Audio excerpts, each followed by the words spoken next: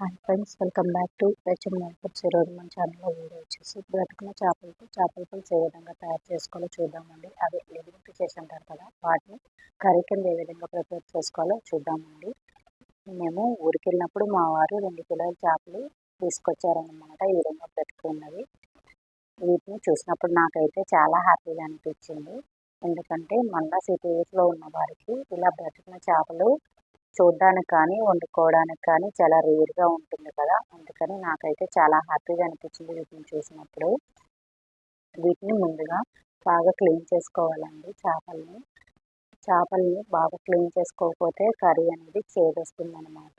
అందుకని వీటిని నీట్‌గా వీడియోలో చూపిస్తున్న విధంగా శుభ్రం చేసుకోవాలి. వాటిలో ఉన్న పులుసు మొత్తం నీట్‌గా క్లీన్ చేసుకోవాలండి. ఈ విధంగా వీడియోలో చూపిస్తున్నట్టుగా క్లీన్ చేసుకోవాలి.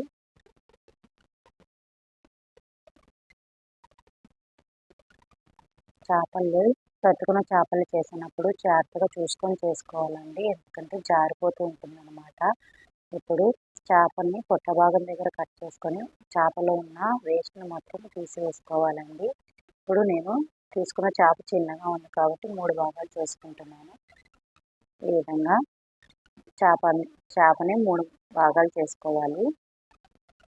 ఇలాగే మిగిలిన చేపలన్నీ క్లీన్ చేసుకోవాలి. ఇప్పుడు ఇందులో ఉప్పుని కానీ, సాల్ట్‌ని కానీ యాడ్ చేసుకొని బాగా క్లీన్ చేసుకోవాలండి. ఇప్పుడు ఇందులో సరిపడా వాటర్ వేసుకొని 3, 4 సార్లు నీట్‌గా శుభ్రం చేసుకోవాలి. ఈ విధంగా వీడియోలో చూపిస్తున్న విధంగా నీట్‌గా కడుక్కోవాలండి. ఇప్పుడు వీటితో చేపల పులుసు రెడీ చేసుకుందాం. ముందుగా రెడీ చేసుకోవడానికి ఏదైనా ఒక గిన్నె కానీ, ఒక పాత్ర కానీ తీసుకోవాలి. అందులో కట్ చేసుకున్న పచ్చిమిర్చిని యాడ్ చేసుకోవాలి. శుభ్రం చేసుకున్న చేప ముక్కలను యాడ్ చేసుకోవాలి. కర్రీకి సరిపడా ఆయిల్ యాడ్ చేసుకోవాలి. ముందుగానే మిక్సీ పట్టుకున్న అల్లం, వెల్లుల్లి, ఉల్లిపాయ, టమాటా పేస్ట్ని యాడ్ చేసుకోవాలండి. కర్రీకి సరిపడా కారం యాడ్ చేసుకోవాలి. మేము కారం కొంచెం ఎక్కువే తింటామన్నమాట.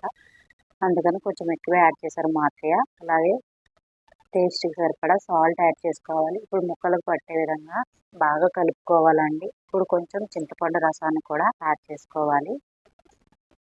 ఈ విధంగా యాడ్ చేసుకొని బాగా కలుపుకోవాలి వీటి మొత్తాన్ని. అవసరమైతే కొంచెం వాటర్ని కూడా యాడ్ చేసుకోండి. కన్సిస్టెన్సీ ఈ విధంగా రెడీ అవ్వాలి.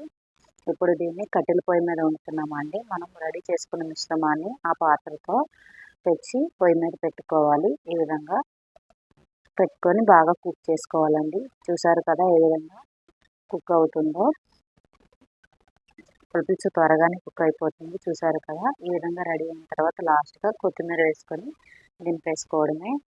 చూసారు కదా, ఈ విధంగా రెడీ అయిందనమాట చేపల పులుసు. చూడడానికి కాదు, తినడానికి కూడా చాలా టేస్టీగా ఉంటుందండి. నా వీడియో కనుక మీకు నచ్చినట్లయితే like, share, comment, subscribe. Thanks for watching. ఇప్పుడు అన్నంలో సర్వ్ చేసుకుందాం. వేడి వేడి అన్నంలో వేసుకొని తింటే చాలా బాగుంటుంది.